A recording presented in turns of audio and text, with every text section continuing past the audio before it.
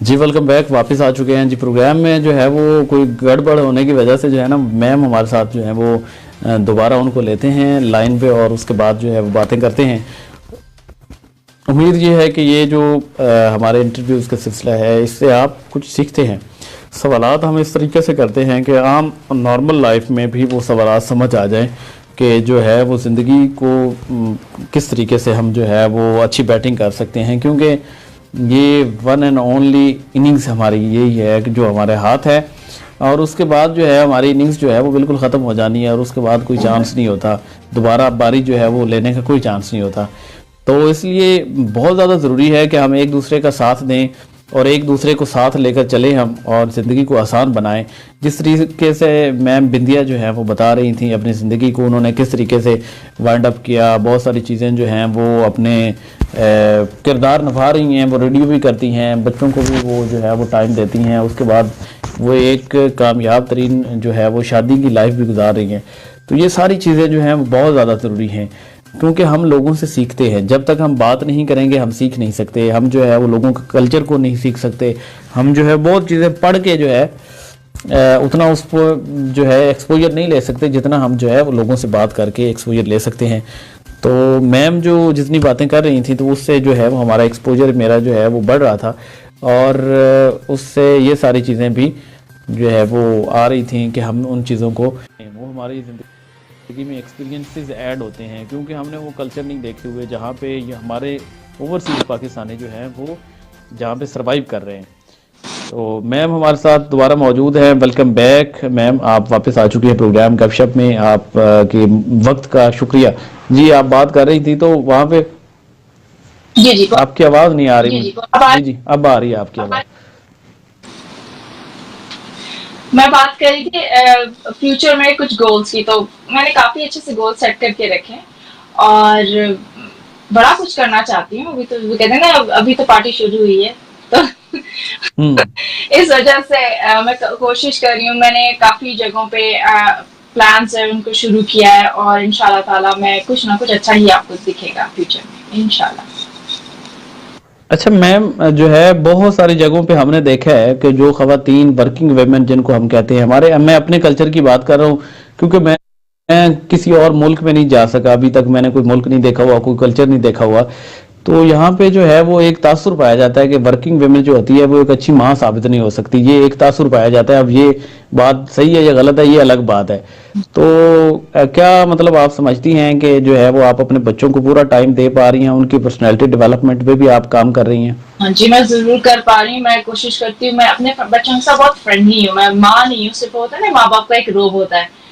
तो ऐसा नहीं, बहुत फ्रेंडली हूँ, मुझसे हर किस्म की बात कर लेती हूँ क्योंकि मेरा मानना है कि अच्छी पेरेंटिंग के लिए, अच्छे माँ-बाप बनने के लिए आपको रोब की ज़रूरत होती है जहाँ ज़रूरत है। वैसे आपको अपने बच्चों से इतना फ्रेंडली होना चाहिए कि वो दुखी है तो कहीं बाहर जाके बात ना करें, आपसे आके बात करें। तो कोशिश करती हूँ मैं उनके साथ कि अच्छा टाइम गुज़ार सकूँ, उनको पढ़ाती भी मैं हूँ। तो उससे ज़्यादा क्या टाइम दे सकते हैं आप? क्योंकि यहाँ पे जो स्कूल टाइमिंग है वो किस तरह के, सुबह बच्चे 9 बजे स्कूल चले जाते हैं, दोपहर को 3:20 पे छुट्टी होती है। तो कितना लंबा स्कूल डे है उनका। ठीक है, आके फिर उनकी एक्स्ट्रा करिकुलर एक्टिविटीज में डिफरेंट क्लब्स में उनको ज्वाइन करवाया हुआ है। एक स्विमिंग क्लब जाता है, एक क्रिकेट क्लब जाता है, एक म्यूजिक स्कूल जाता है आफ्टर स्कूल। तो ये सब by the time we come back home 7 बज जाते हैं। 7 बजे हम हमारा होता है कि हम रात का खाना इकट्ठे खाएं। ये हमारा है, ये नहीं कि कोई एक कमरे में खा रहे हैं कोई दूसरे कमरे में खा रहे हैं। हम 7 बजे के बाद के रात का डिनर हम सब इकट्ठे करते हैं। ये हमारा एक रूल है फैमिली का। और हमारे घर में कोई टेबल वगैरह नहीं है, हम दस्तरखान पे बैठ के जमीन पे खाते हैं। तो ये हमारे। अच्छा मैम, जी जी ये भी बयान कीजिएगा कि ये जो लेबल लगा हुआ है वर्किंग वेमेन जो होती है अपने हस्बैंड के साथ भी उसकी नहीं बनती, बच्चों को पूरा टाइम नहीं दे पाती, तो ये भी बयान कीजिएगा। ये मुबालगा आ रही है, इसमें सच भी है और अगर सच है तो कहाँ पे थोड़ी सी कमी रह जाती है? वर्किंग ये फिर आपके मुमताज, ये आपके ना रिलेशनशिप पे डिपेंड करता है कि मियाँ बीवी का कितना अंडरस्टैंडिंग रिलेशनशिप है, आपके हस्बैंड कितने डिमांड है। फॉर एग्जाम्पल एक वर्किंग वुमन जो है, ठीक है, वो बाहर भी काम करती है, घर भी आके काम करती है, ठीक है, ये दोनों काम, बच्चे भी संभालती है, घर की टेक केयर, मेहमान वगैरह आते हैं उनको भी देखभाल करती है। क्योंकि ऑब्वियसली हमारे यहाँ सैटरडे संडे को मेहमान आते हैं तो सैटरडे को तो मना कर दिया भाई मत आया करो, मेरी बीवी का शो है तो वो शो करती है। ठीक है। नहीं ऐसी बात नहीं, शो के बाद भी ऑब्वियसली उनके लिए होता है सब कुछ। तो ये सारा डिपेंड करता है हस्बैंड कितना अंडरस्टैंडिंग है। अगर आप ये सोचोगे कि बीवी बाहर से काम करके आई है, घर आके वो सारा काम वही करेगी, देन ऑफ कोर्स बीवी चिढ़ भी जाएगी, बिकॉज वो बाहर भी इतनी मेहनत करके आई है, घर भी आके उसको सब स्क्रैच से करना पड़ेगा, वो गलत है। तो ये अंडरस्टैंडिंग की बात है। और मेरे ख्याल में जितनी वर्किंग वुमेन होती हैं वो ज्यादा अच्छी माँ होती हैं, बिकॉज उनको बाहर की दुनिया का भी पता होता है, घर की दुनिया का भी पता होता है, बच्चों को अच्छे से ट्रेन कर सकते हैं कि बच्चे घर से बाहर ये होगा, ठीक है ना। तो you need to be aware of it. बस यही है कि ये गलत है कि अच्छी माँ नहीं, अच्छी बीवी नहीं बनती, टाइम पूरा पूरा देती है। टाइम आप किस किस्म का टाइम चाहते हैं, उसके बाद ये भी बात आ जाती है। फॉर एग्जाम्पल अगर आपका हस्बैंड कहते हैं वो ग्लास पानी का भी उठा के दे, तो दैट्स रॉन्ग देन, ठीक है ना। क्योंकि हस्बैंड को भी उसी तरह काम करना चाहिए, क्योंकि जैसा मेरे हस्बैंड है वो बाहर भी काम करते हैं, उनका अपना बिजनेस भी है, वो जॉब भी करते हैं, ठीक है। लेकिन उनका और मेरा हिसाब ये है कि जब मैं, क्योंकि मैं 5 टाइम्स वीक काम करती हूँ, मेरा सेट पैटर्न है, क्योंकि उनका अपना बिजनेस है तो उनका सेट पैटर्न नहीं है कि उनको इतने बजे ही जाना है। मुझे तो जाके 9 बजे क्लास लेनी है तो मुझे लेनी है, मेरा लेक्चर है तो मुझे देना है वो लेक्चर 9 o'clock पर, मुझे 8:30 अपने कॉलेज के प्रेमिसेस में होना है, ठीक है। तो जब मैं वापस आती हूँ तो वीकेंड में सिर्फ खाना मैं बनाती हूँ, संडेज को ही है, लेकिन वीकडेज में वो भी बना के रखते, ठीक है, खाना बना के रखते काम पे जाने से पहले। तो ये हमारा आपस का है, ये आपने करना है, ये मैंने करना है। एंड देन ऑफ कोर्स एक दिन हमने ऐसा रखा हुआ है लाइक संडे का, हम एज अ फैमिली डे है हमारा ये, कि एज अ फैमिली हम बाहर भी खाएंगे, हम इकट्ठे जाएंगे बाहर बच्चों के साथ, और पूरा फैमिली डे मनाते हैं हम ये। और छुट्टियां भी आ जाएंगी आगे तो वीडियो कर लेंगे। तो ये झूठ है सारा, ये सब वो है, वो लोग कहते हैं जो खास तौर पे सिर्फ चाहते हैं कि बस बीवी ही काम करती है, ठीक है।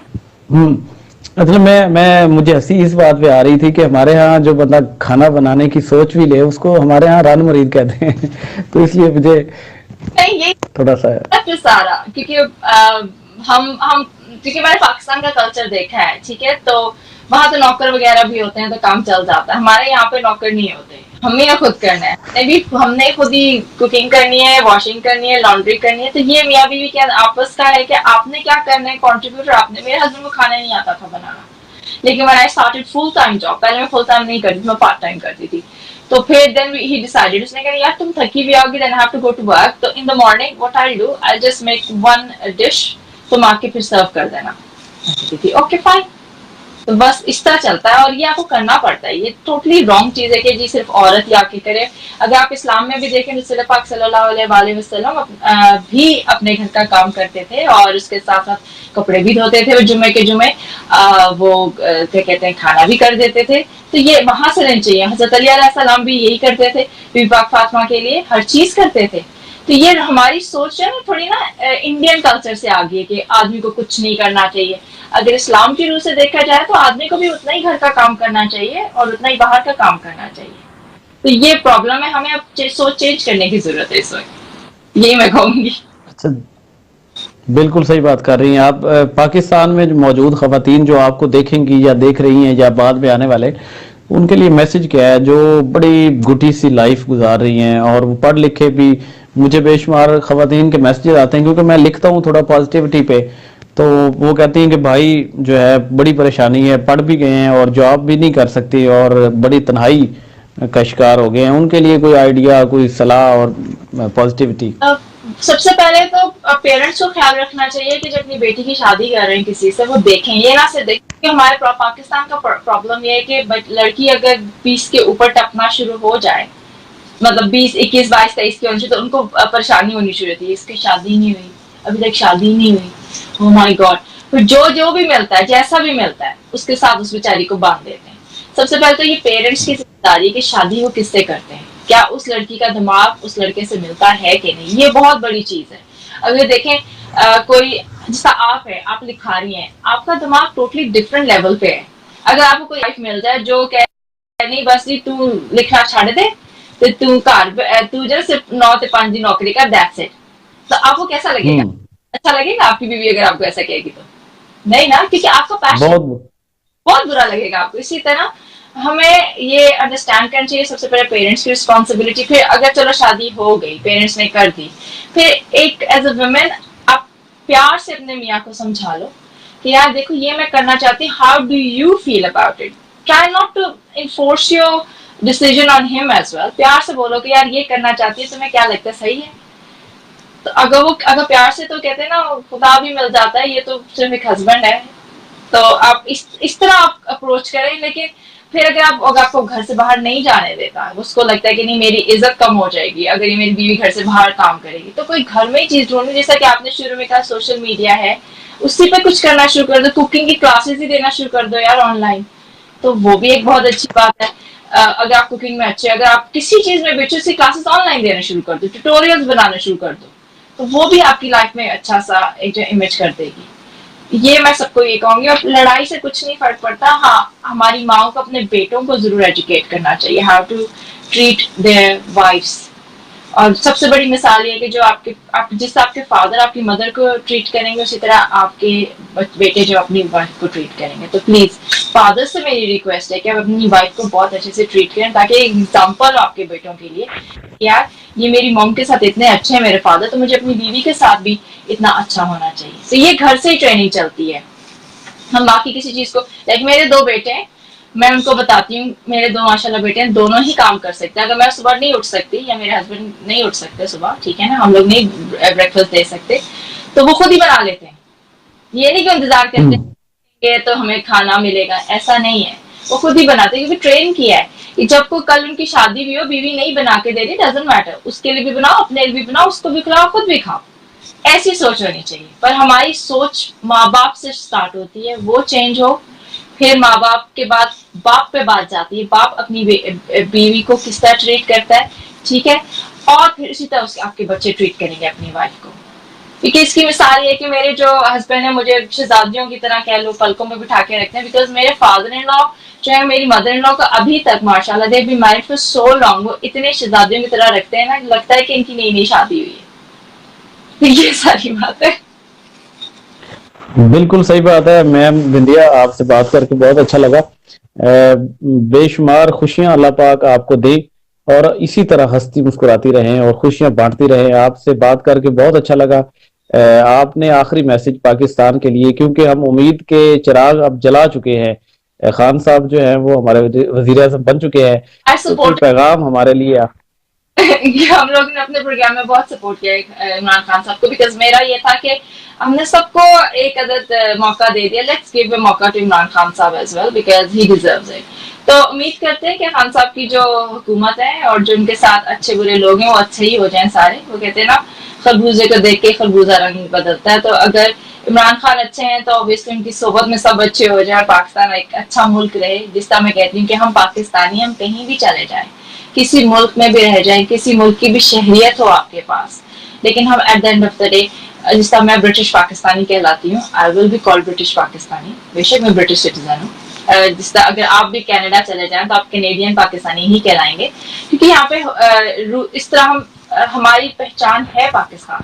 तो चाहे पाकिस्तानी पाकिस्तान में हो, चाहे पाकिस्तानी अब्रॉड हो, पाकिस्तान के बारे में अच्छा सोचें और मुस्बत चीजें कहें, क्योंकि हम अच्छा कहेंगे तो लोग अच्छा कहेंगे, घर वाले ही बुरा कहेंगे तो बाहर वाले तो आपको क्या कहते हैं ना, आपको बैंड बजा के रख देंगे। तो be Pakistani and proud of being Pakistani, and I am very proud कि मैं पाकिस्तानी हूँ। बहुत शुक्रिया मैम, बेस्ट ऑफ लक आपके शो को। मैं देखता हूँ, राना साहब से मेरी बात हुई थी, उनको मैं इंटरव्यू पे नहीं ले सका, मैं दोनों को लेना है। मैंने उनको, मैं पिछले संडे का वादा था सैटरडे का, तो मैं उनको नहीं ला सका। अब दोबारा मैं उनको जो है वो कनेक्ट करूंगा और उनको भी लेकर आऊंगा। आपका शो बहुत ज्यादा आगे जाएगा, आप भी इंशाल्लाह ताला बहुत ज्यादा जो है वो पाकिस्तान के दिलों में रहते हैं। ओवरसीज पाकिस्तानियों के लिए हमारे दिल में बहुत ज्यादा इज्जत है, हम बहुत ज्यादा इज्जत करते हैं आप लोगों की। आप लोग हमें बहुत सारा रेवेन्यू देते हैं जनरेट करके, हमारे मुल्क की बहुत सारी जो है वो चीजें आप पे मुनसर हैं। आप इसी तरह हमारे साथ बने रहिए और इसी तरह हंसते मुस्कुराते रहिए। एंड पे मैं ये शेर मेरी पसंद का है कि खुदा करे कि मेरी अर्ज़ पाक पर उतरे वो फसल गुल, इसे अंदेशा जवाल ना हो, यहाँ जो फूल खिले खिला रहे सदियों, खिजा के गुजरने को भी मजाल ना हो। बहुत शुक्रिया, पाकिस्तान जिंदाबाद। Thank you very much.